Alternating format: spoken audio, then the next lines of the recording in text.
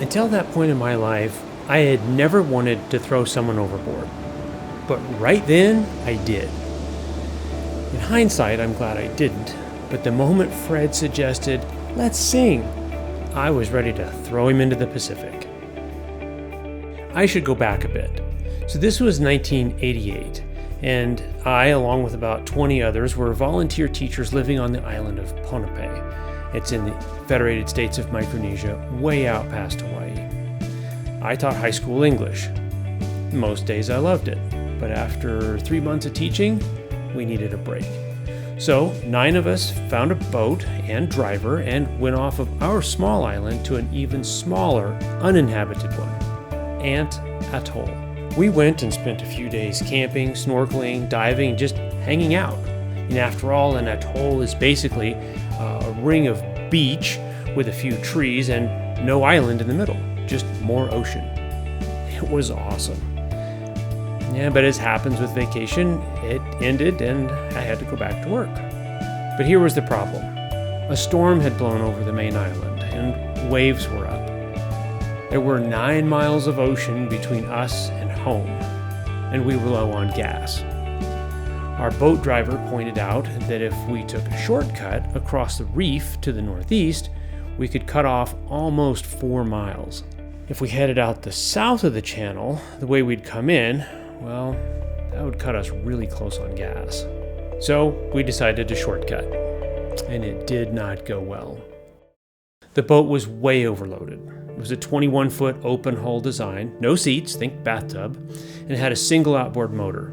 And we had crammed 9 scuba tanks, a weekend's worth of food, water, camping stuff, plus 10 people into that little boat. It was way too much. As soon as we hit the edge of the reef, the waves broke over the boat, capsized us, and pushed us back to the reef, tossing the boat onto several teachers and grinding them across the coral. It was even less fun than it sounds. We also lost all our remaining food and submerged our only motor. The shortcut was not going to work. After salvaging what we could, we spluttered across the atoll toward the channel. When we got there, the waves in the ocean beyond the channel were huge, over 20 feet from peak to trough. The waves that sunk us on the shortcut were under 5 feet tall. But those were reef line breakers, you know, the kind that curl and break. Those had broken into the boat and rolled us. These were massive open ocean rollers. This was the proverbial rock in a hard place, except for us, it was waves here or waves there. So we beached and waited to see if they'd go down. I had a journal, and I spent the time writing goodbye letters to family and friends. It really was that serious.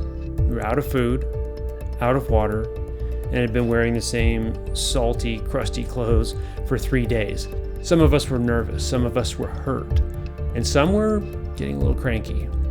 We had no cell phones, no sat phones, no such thing as a Coast Guard out there, no life jackets, not even a single paddle.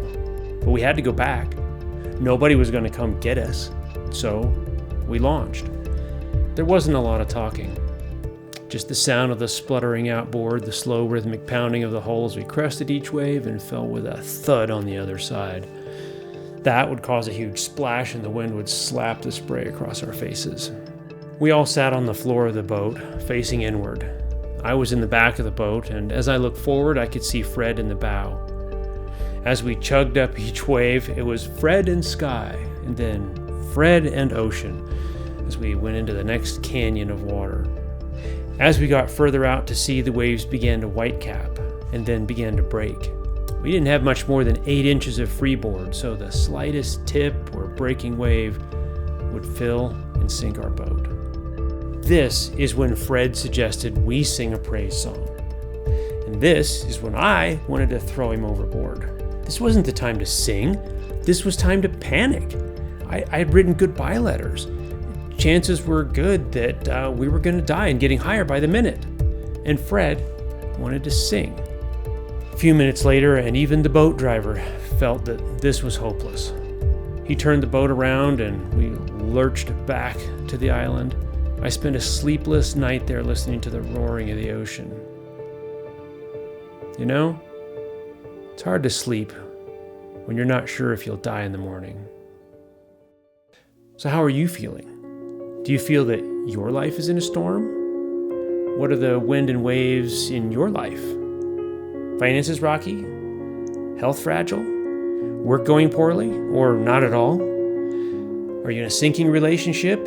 And now we're all headed into uncharted waters with the coronavirus, COVID-19. Yet in the middle of the storm, when things seem most dire, there are folks like Fred who are ready to sing. Why is that? Is that even possible?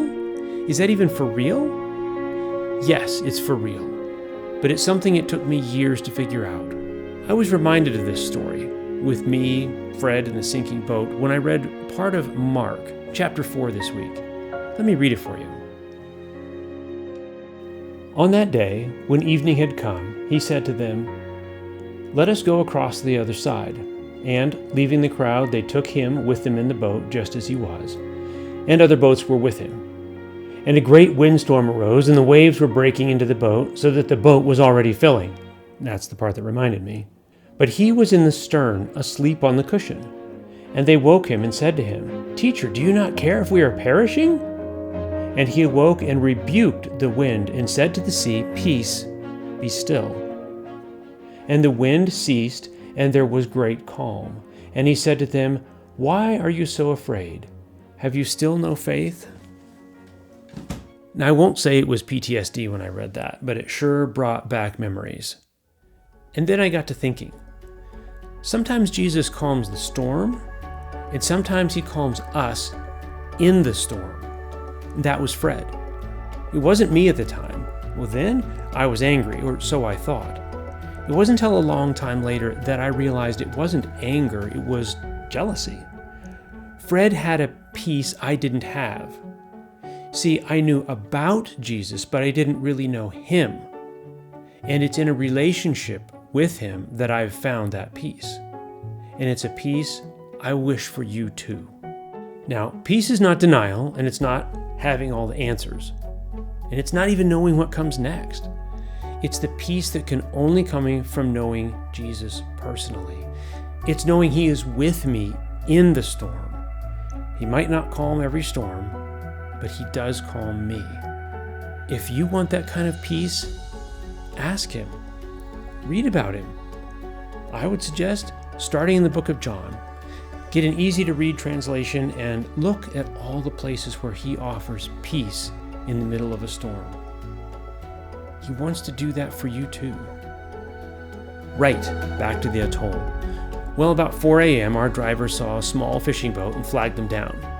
He arranged to split our group into 2 boats, and by then the ocean had calmed down a bit, and we made it home. It was not all smooth sailing, but we made it home, and you can too. And I'll tell you from experience, it's a much better trip with Jesus and his peace in your boat.